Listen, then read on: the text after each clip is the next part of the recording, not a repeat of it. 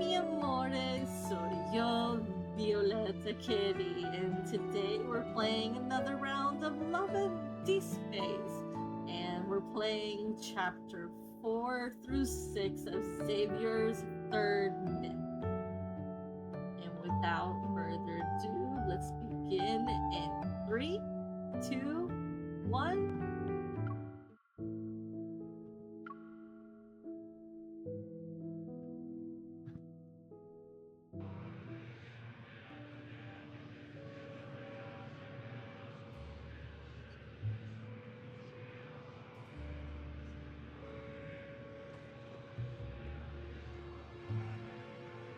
Each month, the monastery selects individuals to sail along the endless cinders. It is known as the pilgrimage ceremony. The revenants believe that by traveling along the cinders, one can find the tree of life that connects Cinderfell to Felix.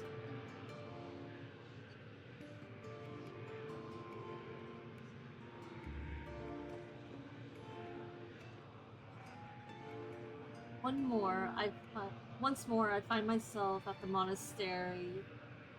Everything has been transformed.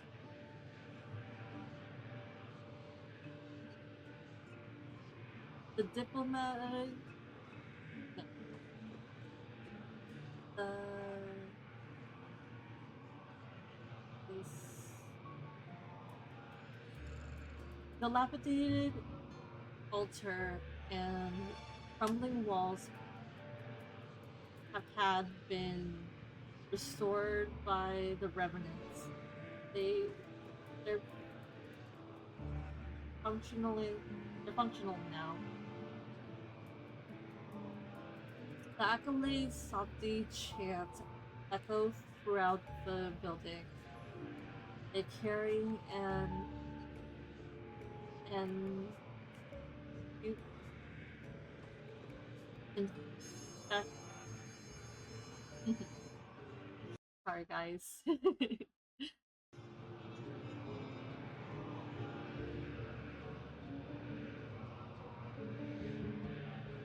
carry an ineffectual revenants. I pass through the noisy entrance hall and enter courtyard. It seems the bishop has been waiting for me. You said the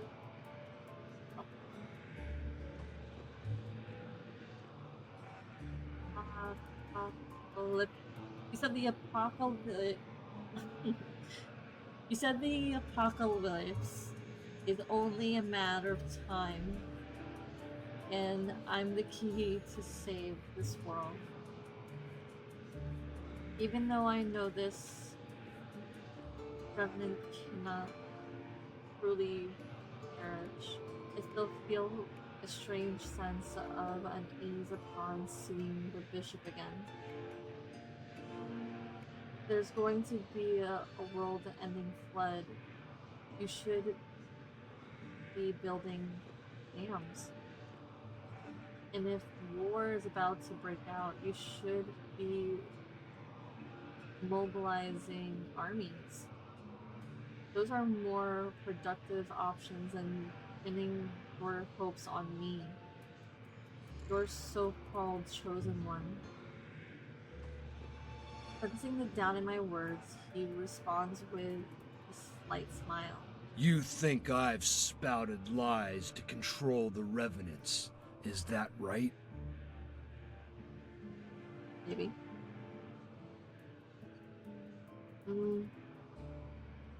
What should I choose, A or B?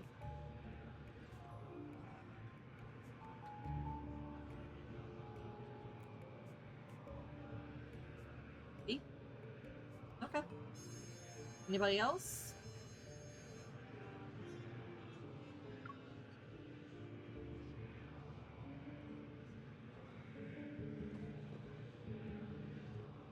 Why do they believe in you?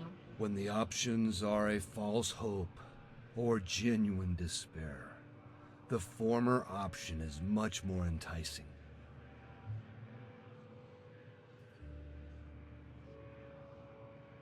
Your very existence is hope incarnate. Hmm? You have the freedom to choose your path. We shall not force you to bear the responsibility of being the chosen one.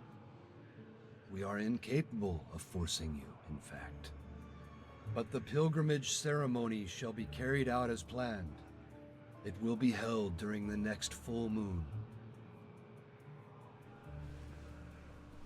He smiles before moving the key around his neck. He places it in the palm of my hand. Memories prove one's existence. Yet those who died here are trapped. They can never create new memories. If you cannot understand our faith, then I implore you to visit the underground library and see for yourself. Okay. For several days, I immersed myself in the sea of books, although I found no records related to the pilgrimage ceremony. I learned about I learned what happened to Philos during my absence. In the beginning, the energy needed to expand the planet's lifespan was almost depleted. Beasts called wanderers grew incredibly violent, occupied most of the planet. Even in immortal planets, sustaining with energy would fail to escape that fate of decline. After 200 years of silence, a young woman with not a drop of royal blood ascended the throne. Under her rule, Helios reclaimed its former glory for a time. This period would later be called the Born Era. However, historical records about her are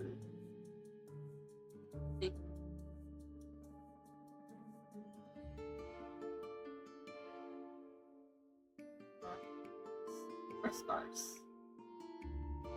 They've only managed to preserve the magnificent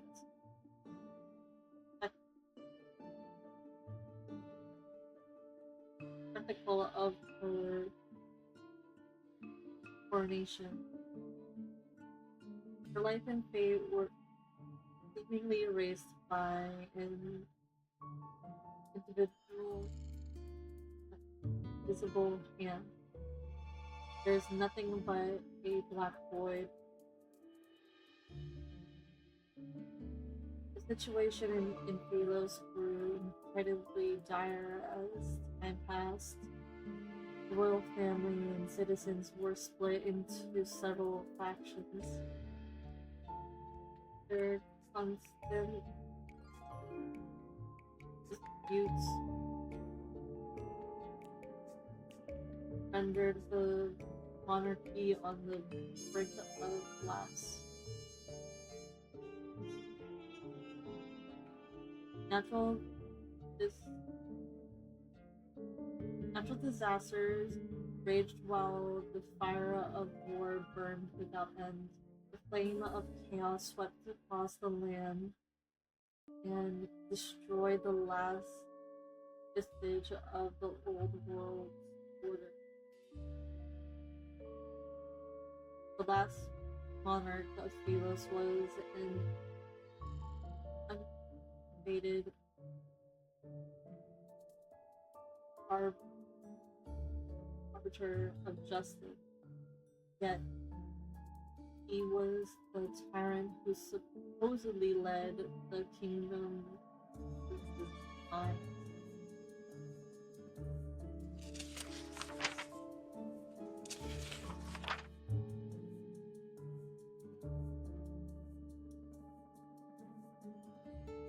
Tyrant, addicted to bloodshed, the embodiment of corruption, a fallen god who was devoured by the darkness. This must be Xavier. In every historical record about him, the fall of Thelos is almost universally blamed on the king. Yet, as I carefully read through the list of crimes, I feel as if he can't be blamed for everything. What part of the text made you stop reading?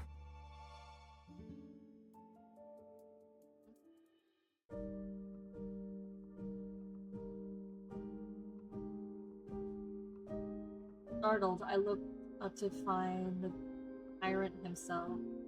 He's leaning down from the balcony above, and his gaze is fixated on me.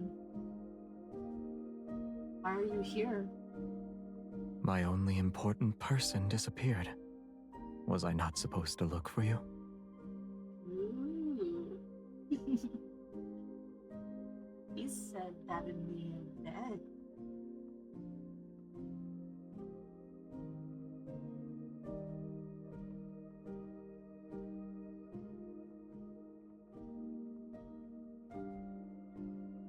I know this is a young acolyte who served as an attendant has dozed off in the corner. Book in hand, I walk over to him.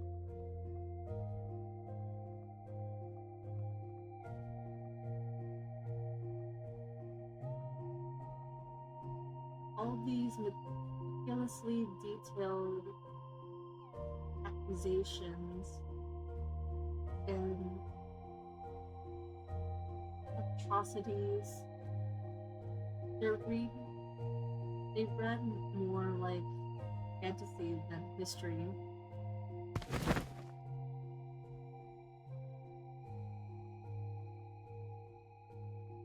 He neither confirms nor denies it. He jumps down from the balcony and picks up the book. I can only imagine what expression the acolyte would have if they saw him walking around as though he owns the monastery. According to this book, the first 200 years of your reign were referred to as the Golden Epoch. It must have been wonderful. What did Some matters should remain shrouded in the unknown.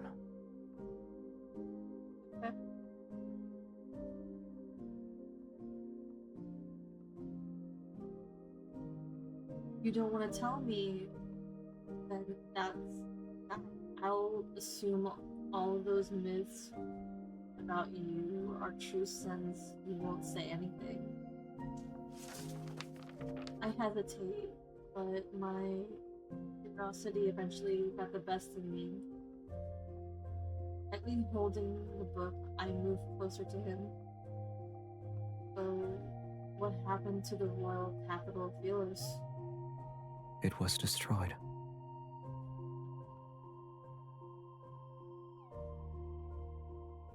What about the holy sword of the goddess?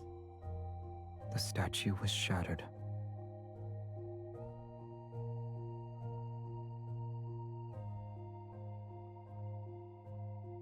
Astronite Academy? The oak behind the Star Hunters main building?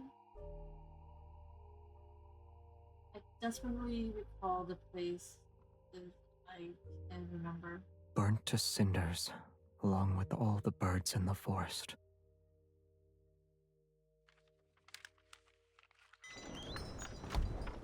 The wind blows past us again. The window rattles as the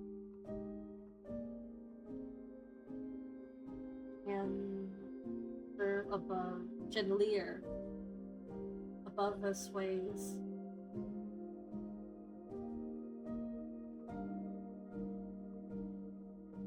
The cold yellow pages flutter rapidly as the story rewinds to the first year of the Moor era. A single event was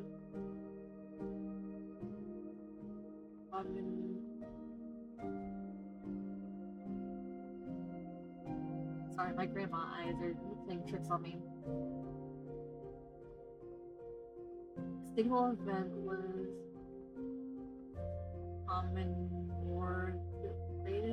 commemorated. The coronation of Theos' only queen. Let's change the subject then. Have you met this queen? Out of all the monarchs who ruled Philos, why is her story glossed over? Even her portrait is recognizable now. I touched the blurry portrait on the page. The ink has been smudged. He looks up, his gaze lingering on the page. Then he turns away. I don't remember. I will say that your impression of Philos is too idealistic.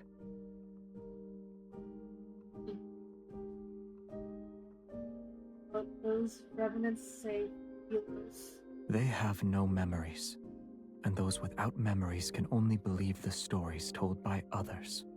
Lend them your ear for too long, and you'll become just like them. I know.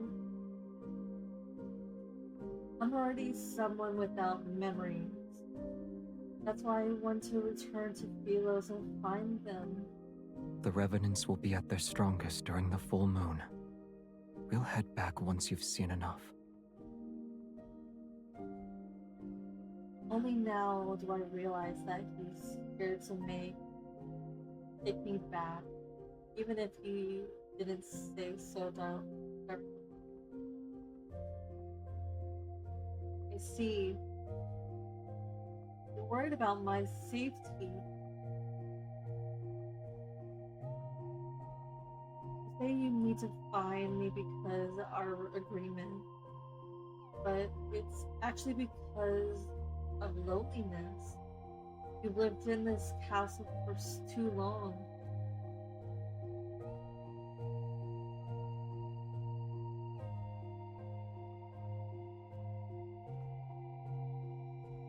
The absurdity of our deal with awkward expressions of concern. Purchases is perchance it's because he's been alone and bored for years. I won't stop you from drawing your own conclusions. Good. I'll just do that, especially when it involves matters of making you uncomfortable. You refuse to speak of them in either case.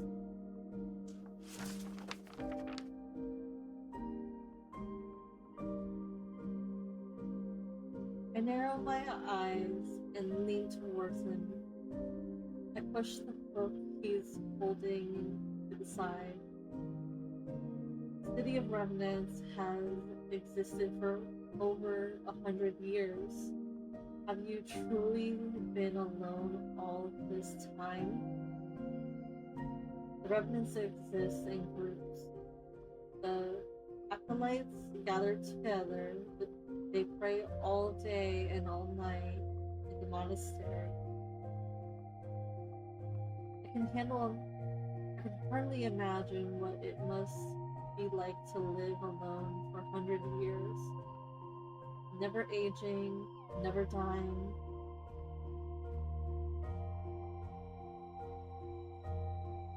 Aren't there any friendly revenants you can talk to? You want me to become close friends with them? Not all revenants are agreeable. You're already prepared then.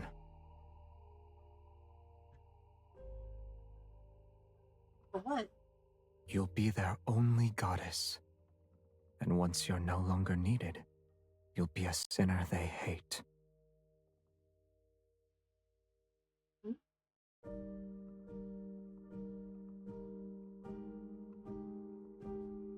A complex, indescribable emotion wells up inside me.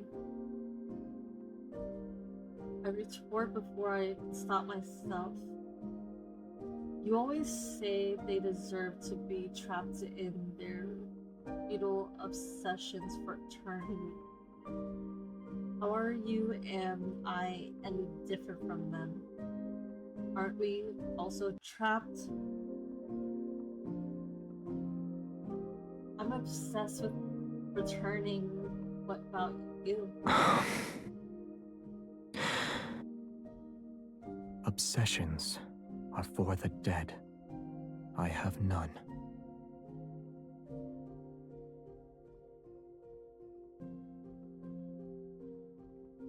He turns his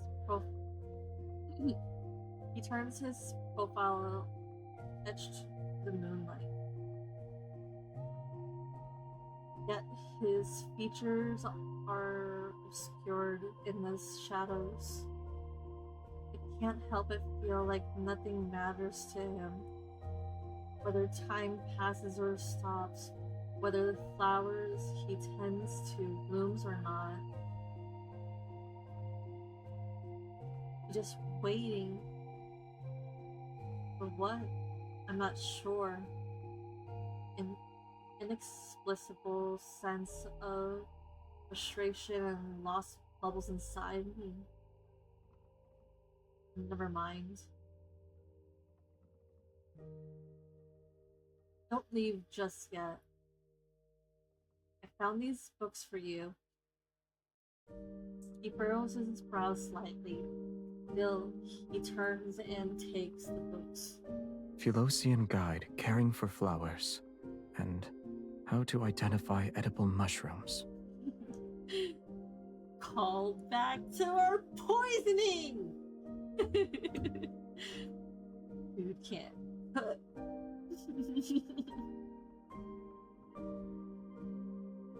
The guy can't cook. I'm not sure if the flowers can bloom without light, but watering them 3 times a day will definitely kill them.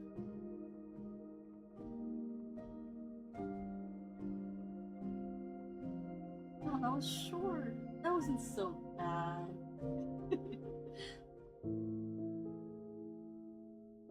Right, on to chapter 5.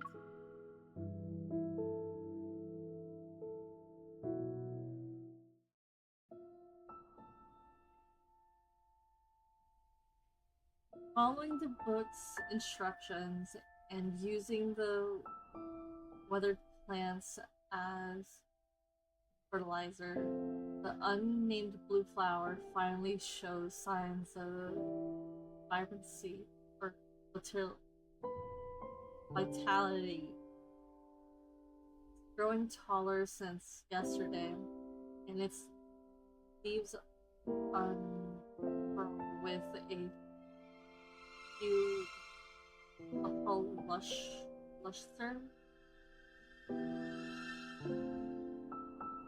Days passed, before I know it, it's time for the pilgrimage ceremony. Outside the city walls, along the river. Over 100 tents have been set. It's to accommodate the thousands of remnants who are here to witness the ceremony. After praying at the monastery, the pilgrims and acolytes descend along the ridge. They carry blended lumen flowers. The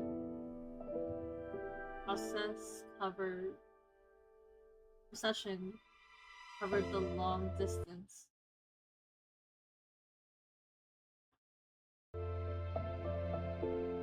Singing hymns to praise Philos, they walk with carefree steps and carry lamps throughout the night. Lamps. Not lamps. Lamps. Lights in their hands from other rivers. They flow through the dark forest and across the swamp. Why do I feel happy and sad? I don't know. We have our faith. But faith is fragile. Oh. It's like a flower or an egg. One careless moment is all it takes to break it. Yes. Very fragile. What's an egg? I can't remember anymore. But it doesn't matter. We'll be returning to Philos. Okay.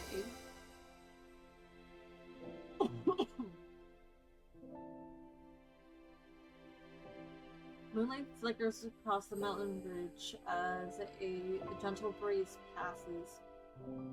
Dazzling silver robes sway back and forth.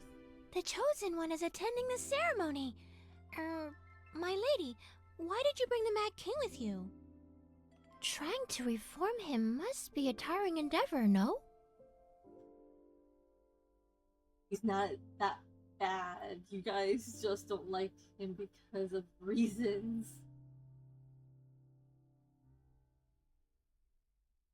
I'm unaware of the new rumor that are circulating the city. I respond with a sheepish smile and lower my voice.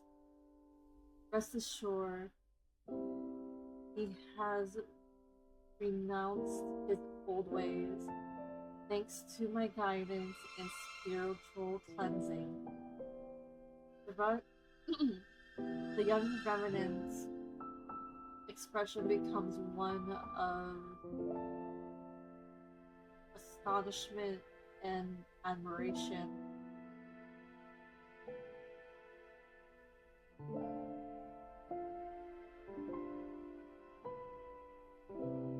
I gently tug Xavier's sleeve. He glances at me and chooses not to expose my lie. That's wonderful. May Philos prosper under eternity's divine gaze. Why do the revenants always say weird things? Ready to depart, I pull on Xavier's sleeve, yet he opens his mouth. What if your eternity's foundation involves sacrificing others? Nonsense!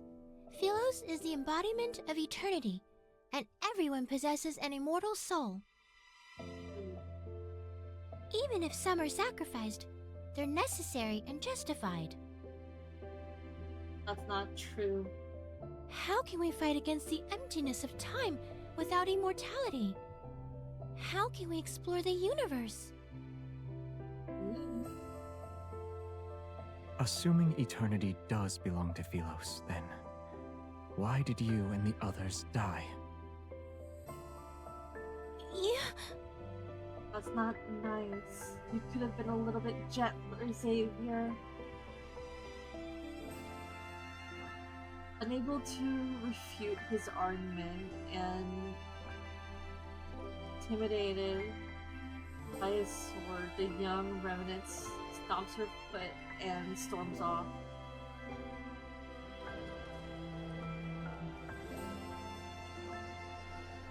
Inside most of the wow, it's been a long time. Let's do that. Inside most of the tents set up along the river are statues of statues of Felix's royal family from throughout the years. They're near the witness who was are attending the ceremony.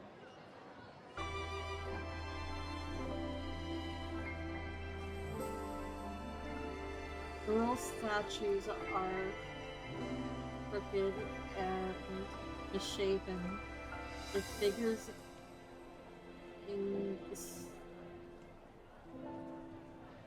indistinct.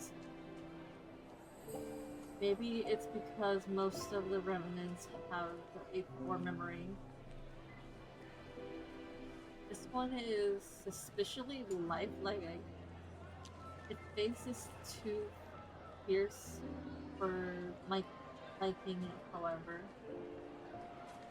I approach it and examine the small wooden figurine placed on the bank.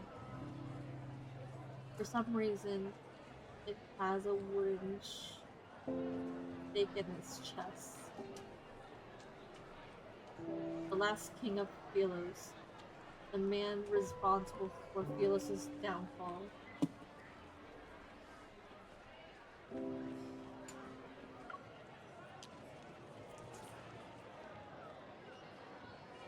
An indescribable emotion stirs. I pull out the wooden stake and place its figure in the brightest, most prominent position, the center of the statue's face.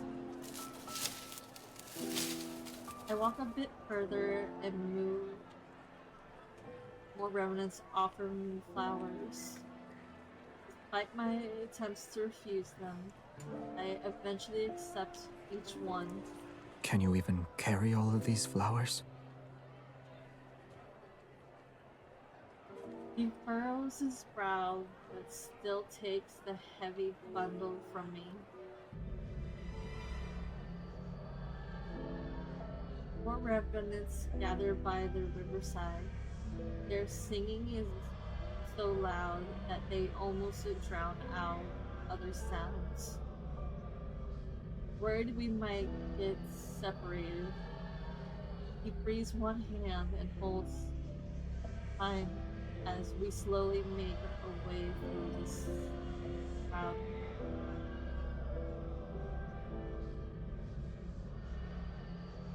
The last king of Philos and the man responsible for Philos' downfall.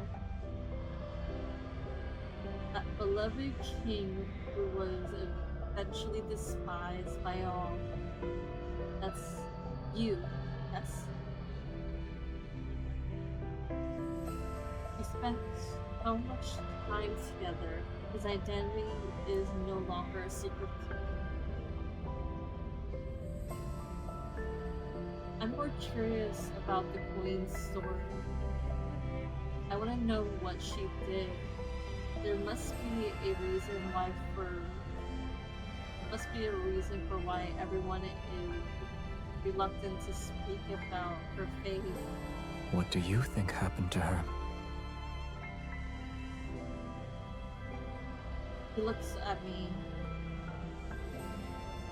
Stories about salvation and sacrifice follows the same pattern.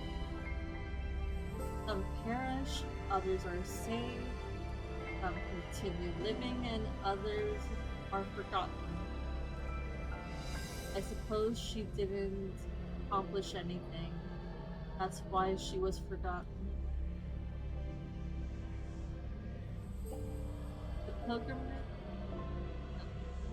pilgrims pass us as they happily sing hymns about their yearning for light. Xavier watches the group handling heading towards the riverside. He suddenly speaks to me. In the beginning, her statues decorated every street.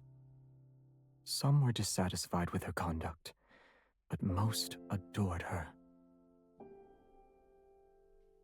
They believed she would be the chosen one who'd lead Philos to its rebirth. She was the key Philos needed to obtain true eternity. And then, Are you asking what happened? She disappeared. No one knew where she went. For 100 years, the people thought she abandoned them. For the 100 years after that, the people slowly forgot about her. oh, Another 100 years passed. Her portraits were burned, and her statues were destroyed.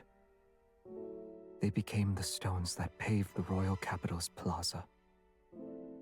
oh, After the king ascended the throne, normalcy returned. Yet nothing could change this planet's fate.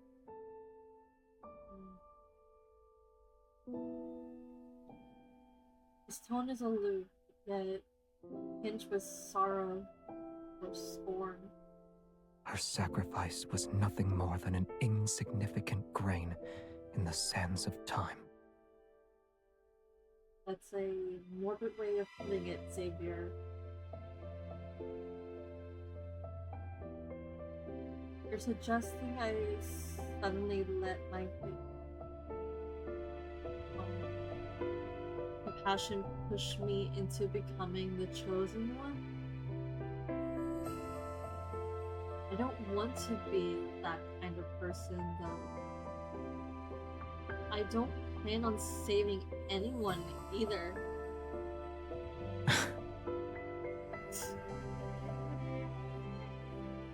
What?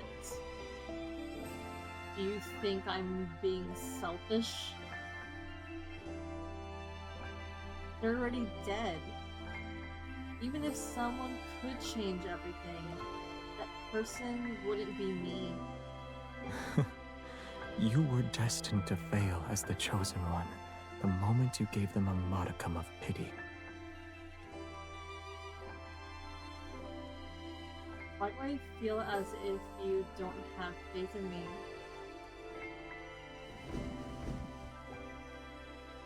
As we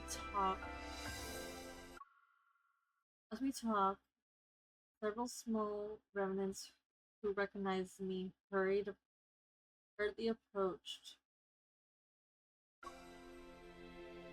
holding the blue flora. They pick it out. They ask me to help them wave flower crowns. Xavier has an expression that shows he's expected this to happen. I sigh and push away the remnants. One crown each form a line.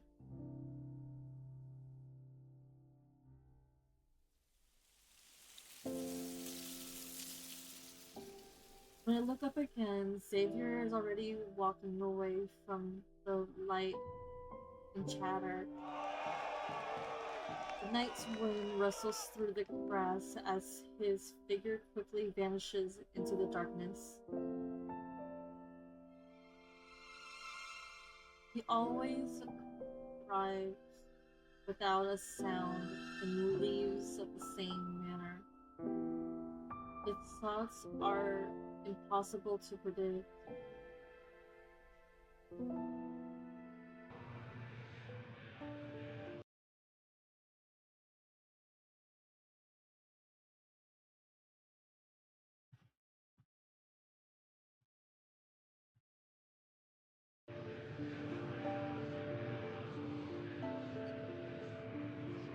The ferryman and young king stands by the riverside. They stare at the lights and stinging remnants that the night fog has almost captured soon. You keep her close. Are you afraid she'll recognize you? Or are you afraid she won't? She won't remember. It won't be long until the apocalypse arrives. After this pilgrimage ceremony, the river might grow again. And it might reach the Tree of Life. Do you want to be a witness to that? Should they find a method to return, they'll see Philos is no longer the place they imagine it to be.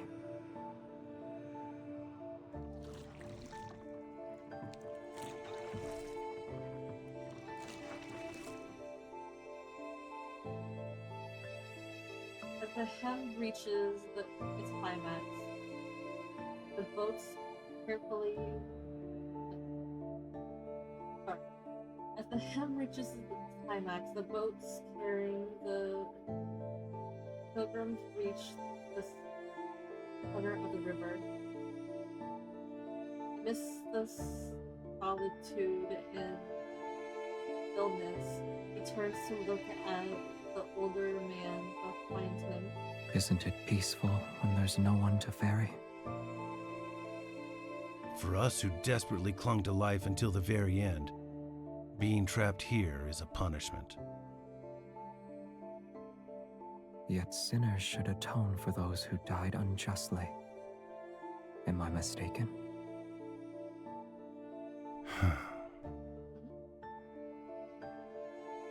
Wait, this ferryman looks very familiar.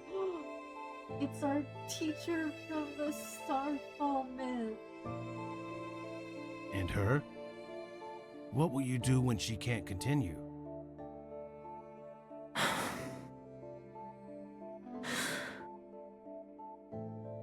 At long last, there is something beyond your expectations. When the time comes, I'll have already made my preparations.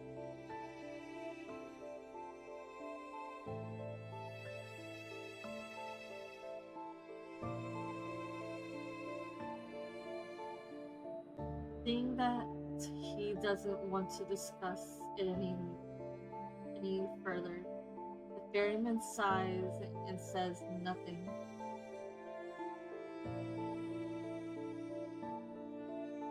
Don't you owe me 6 fares now, boy?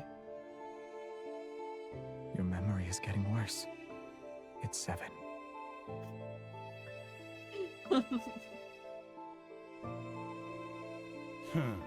Centuries have passed, yet I've never seen anyone pay your fare except for her. Where to? I won't ask for a coin this time. As you shouldn't.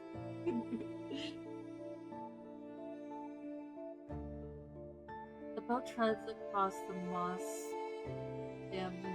dampened with night dew. He heads towards the bustling area with lights and voices. Nowhere. I'm waiting for someone.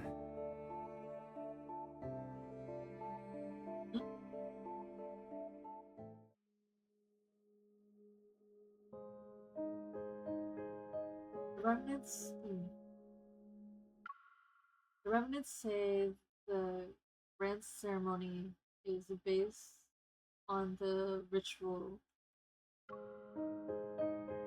conducted in the past. It was how the royal family bid farewell to the knights before they were sent to battle. I wonder if anyone gave Xavier flowers when he disappeared as a knight. I rub my sore wrists as I finish weaving the last flower's crown. It's for him. He was scary. When he passed by my tent and saw me making wooden carvings, he threatened me into making one for him. Huh? ears perk up when he's mentioned. I walk towards the tent surrounded by the remnants. What did he ask you to carve? A small wooden figurine of the Chosen One. It's you, my lady. Oh. Huh? Did he pay for it? He only gave me a gemstone from one of his buttons. Was he trying to flaunt his wealth? Unbelievable. Just take it. It's not like you have any money. He's only pretending to obey you. He'll spend every night cursing you with that wooden figurine. What, like a voodoo doll?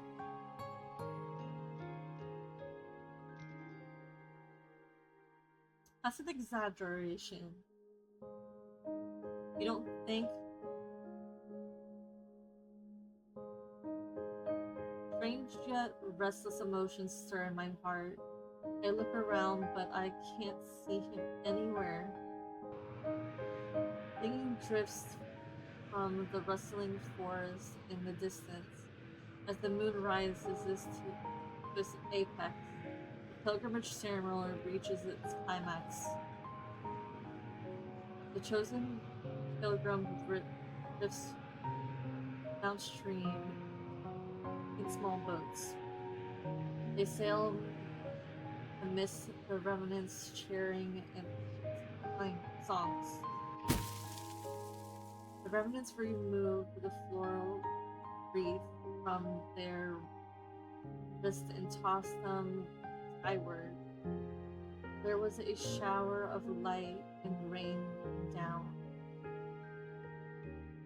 Did he leave me behind and returned already? For some reason, this sense feels strangely familiar, as if there was an even more magnificent celebration in my memories.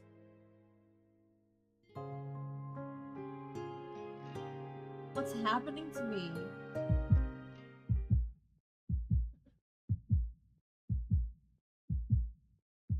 Pain suddenly pulsates through my heart.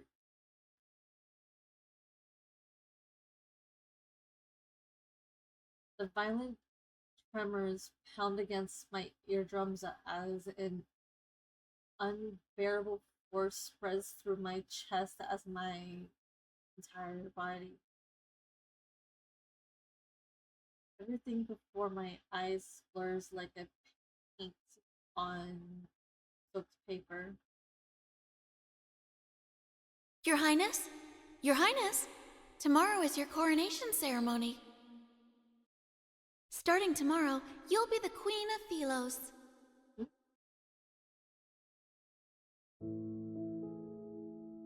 Before my eyes is not Cinderfell, but a magnificent grand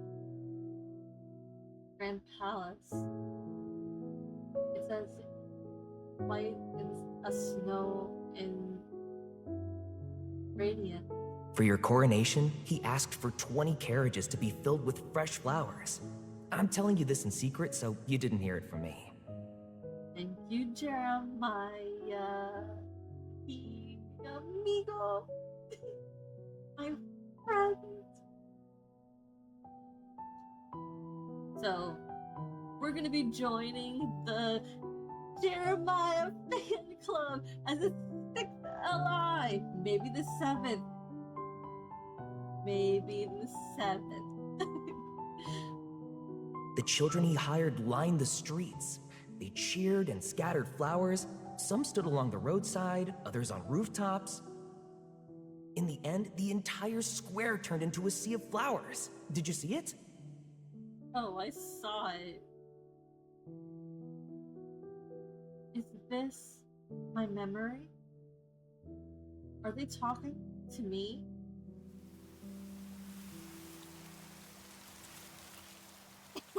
Excuse me. Wild wind sweeps through the area and tosses aside the already weightless bodies of the remnants. They tightly hold their hoods as they gather around me. It's the Chosen one! My My lady! lady! My lady!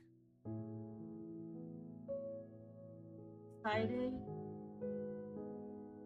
expectant gazes approach me. I try to step back, but their individuals move closer. What did you just call me? The Chosen one! You shall save us, my lady! lady!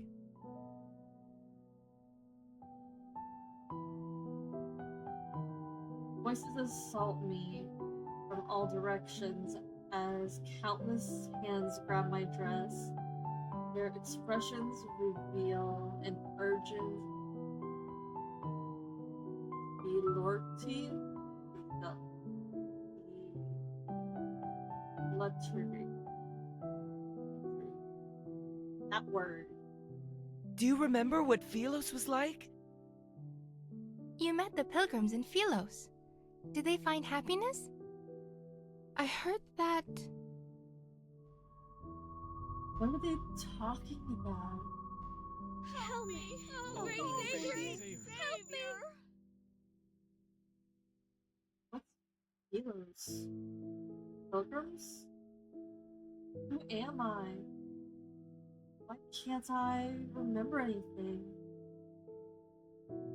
My memory has been blurry to... My memories have been burnt to a crisp. My mind is a blank slate. And I feel a strangeness unlike anything I've ever known. Philos is about to meet its end. We beseech you, your majesty.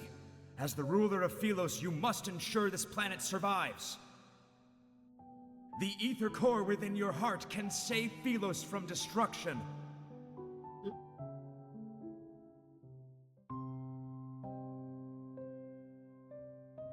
Chosen One has exerted herself during the pilgrimage ceremony.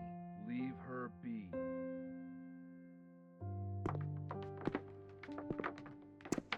My heart hurts. When I raise my head, I see an elderly man in white robes standing before me. I don't understand why he's smiling. Wary, I step back. Take her away. After he turns and walks elsewhere, a young acolyte immediately runs towards me. My lady, please return to the monastery with me. Wait! Please don't wander off!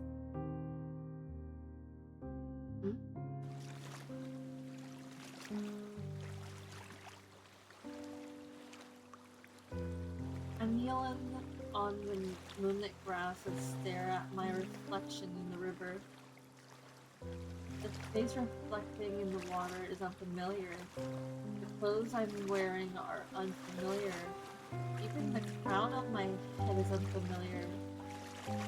Within those ripples, blurry reflections, numerous shadows stare back at me. Come, become one of us. Shadowy hands reach up from the water. They pull and tug at my clothes. Become nourishment, just like us. Creepy. My thoughts do feel... My thoughts do feel as though they're being pulled by countless decaying hands. I slowly sink into the whirlpool. Why are you here by yourself?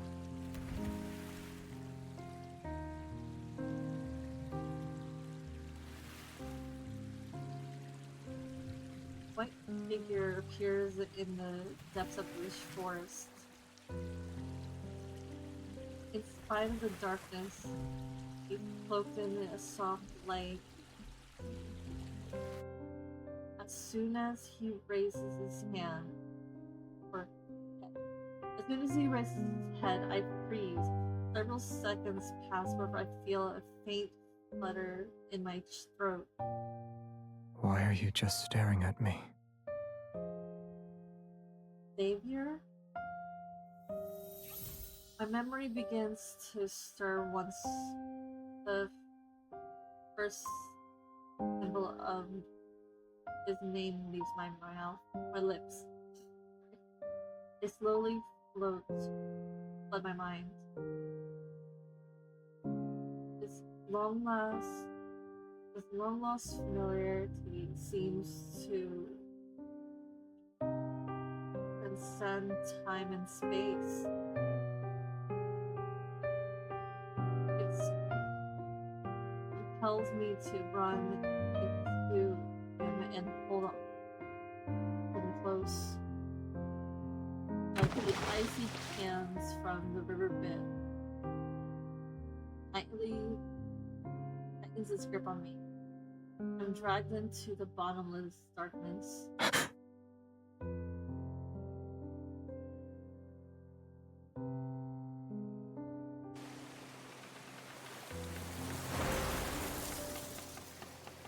The groups of pilgrims disappear. Only the Lemurian flower lies scattered on the ground. Your Excellency, will we be able to return? Worry not. The day when we are welcomed into the light shall arrive. The raging gale churns the river water as dark clouds slowly obscure the moonlight along the horizon. In the fog, a boat carrying remnants is swaying into the whirlpool. The vessel and its passengers are swallowed. They will never resurface.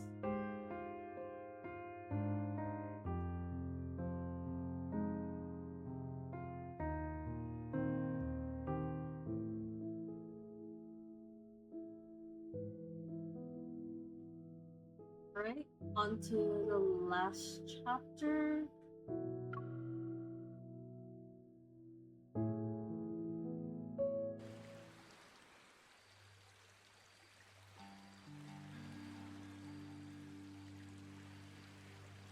Okay.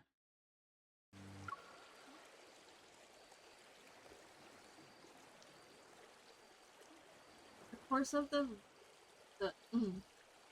The chorus of voices come and goes like the ebb and flow of water.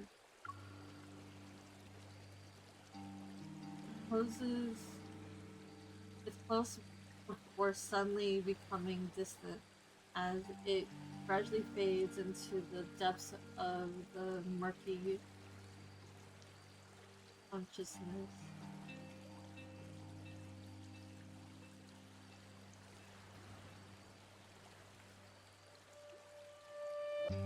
When I wake again, I find myself lying by the riverside. My sleeves are soaked with cold water. Was I unable to remember anything before? As an outsider, my memories slowly fade away, just like the remnants. Wait, Xavier. I freeze before I sit up and look around frantically. Xavier! No one answers. It stands and starts to search. As soon as I spot a familiar figure in the nearby field of flowers.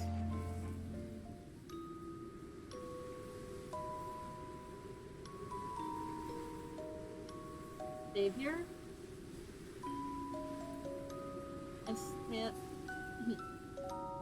I study my breath and stand in front of him.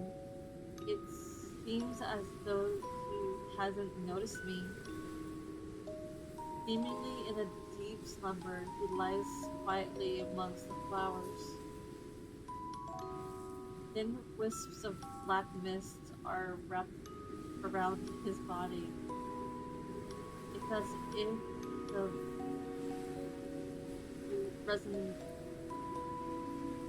resentment of countless remnants is eroding him.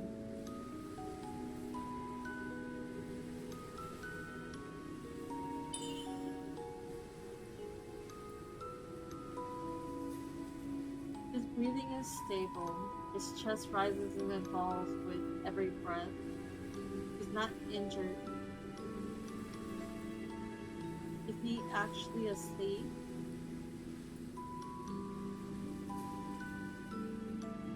A weight is lifted from my chest. I crouch down beside him and poke the back of his head. No response. He's always been a light sleeper. He senses my presence as soon as I took a step in his direction before. But he seems to have fallen into a defenseless slumber this time.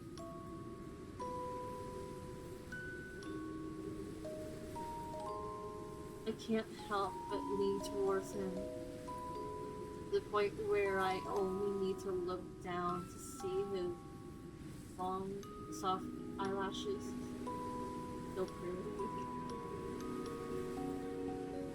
You're always stern when you're awake, but I'll admit, you look cute when you're asleep. The person you like, the one you want to give flowers. Wouldn't she want to see you smile? I touch the corner of his mouth and imagine what he might look like with a grin. Without realizing it, I start smiling. Do you say my name, or was I just imagining it? Hey, Peter? Who exactly are you?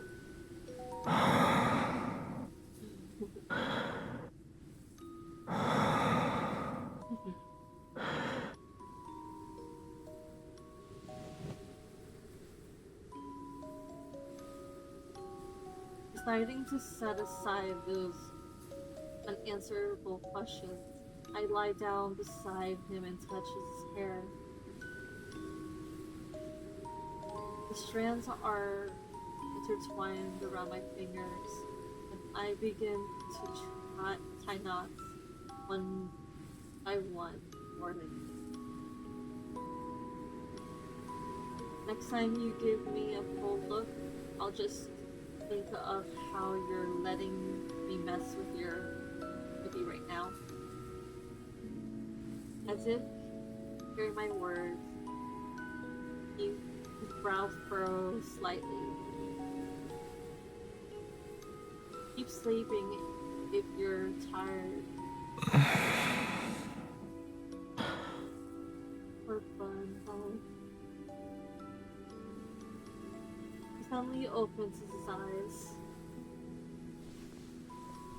I loosen my grip, and the half-braided strands of his hair escape from my hands.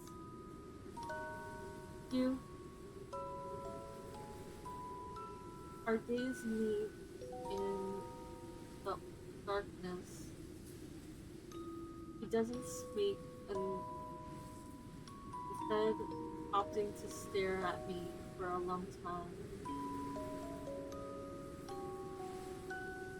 It lasts for so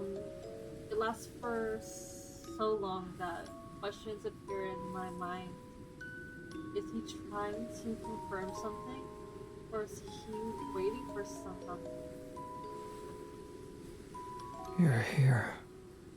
Of course. Huh? I had an incredibly long dream.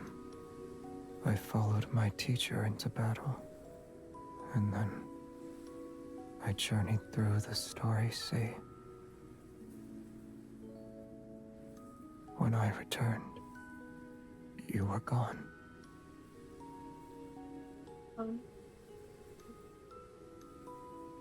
Yeah.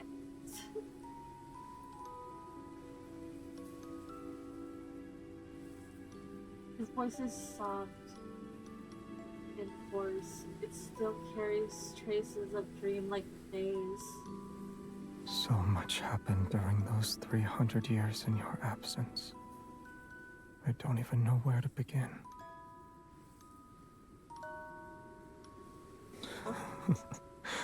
I doubt you want to hear those boring details. Do you remember our little planet? I told you about it before. The wavy leaf sea lavenders grow better there. I brought back some seeds and hoped I could grow them for you.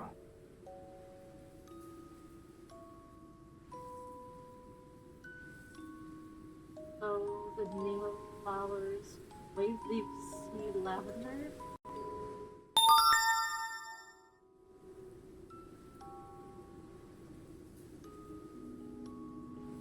My hands tremble, and I feel a sharp pain.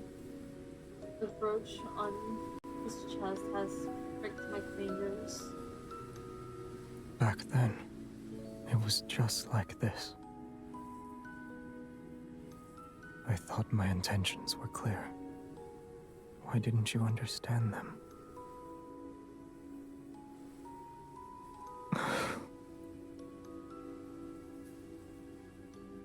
Maybe I'm the one who's foolish. No. MC is just dense.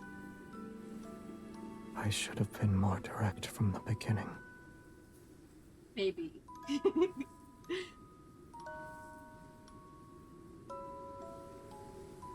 gently holds my hand and carefully wipes away the drop of blood. When we last saw each other, you said you had feelings for someone. Hmm? It doesn't matter to me yet. Why wasn't that person by your side when you were in danger? It was you? Huh? Forget him. I can't.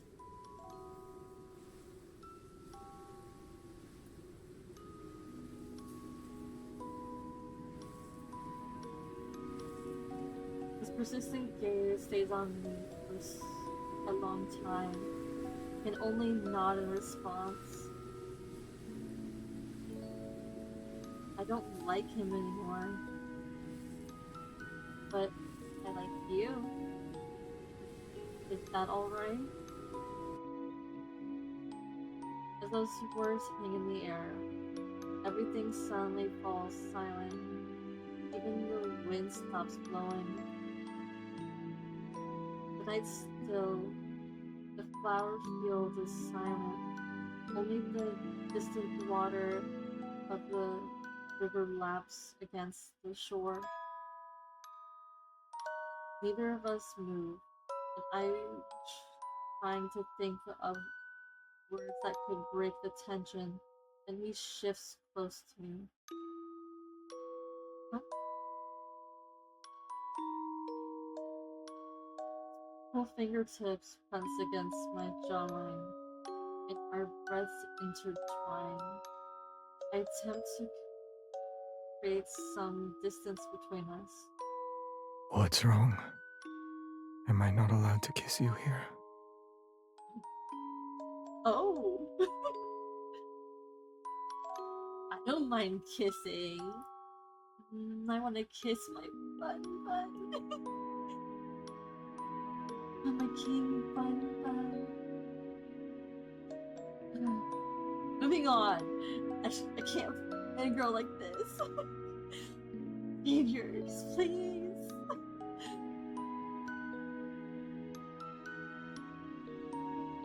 He lowers his head, his expression indescribable. All I can feel is his cool breath against my eyelashes. Of course. Why would you want to see me like this?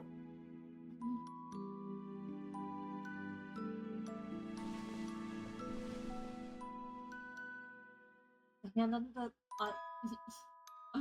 stumbling over my words. God damn it, Xavier, you're making me flustered!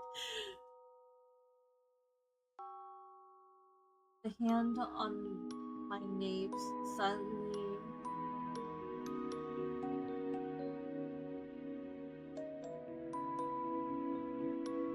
tightens its grip, and his lower hand again, lower head again, instead of retreating, he suddenly kisses me. No, that babe, Burnley kisses me.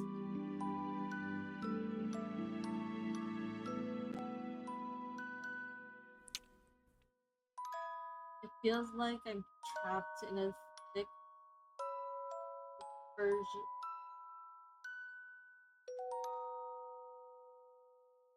Vicious stream. I'm unable to wake up and unwilling to try.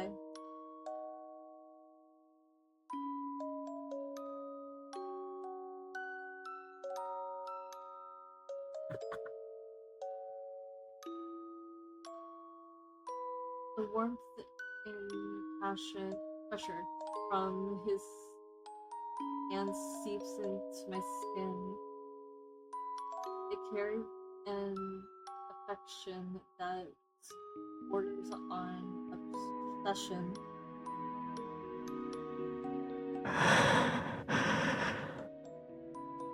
This is my dream. I'm free to do as I please. Oh God. Xavier, please. Please, please, please.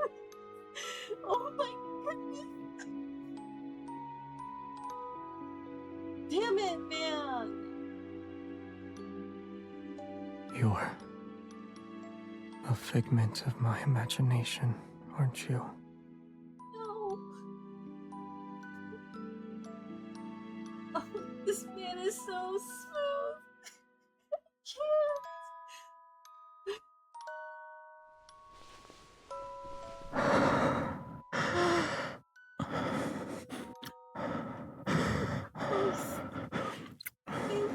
Oh.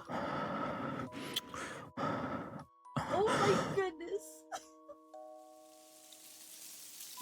As her lips touch, I catch a glimpse of the luminant flora gently swaying.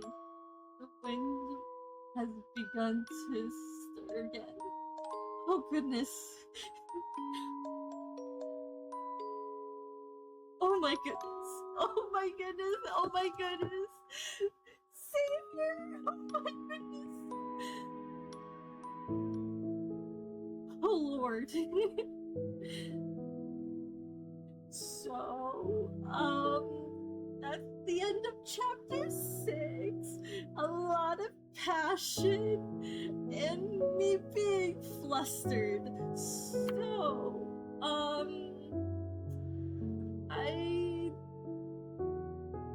don't know about you, but I'm gonna finish the stream here and just try to compose myself. That was very interesting. Anyway, with that being said, mi amores, adios. Gracias por venir. Adios, mi amores. Bye.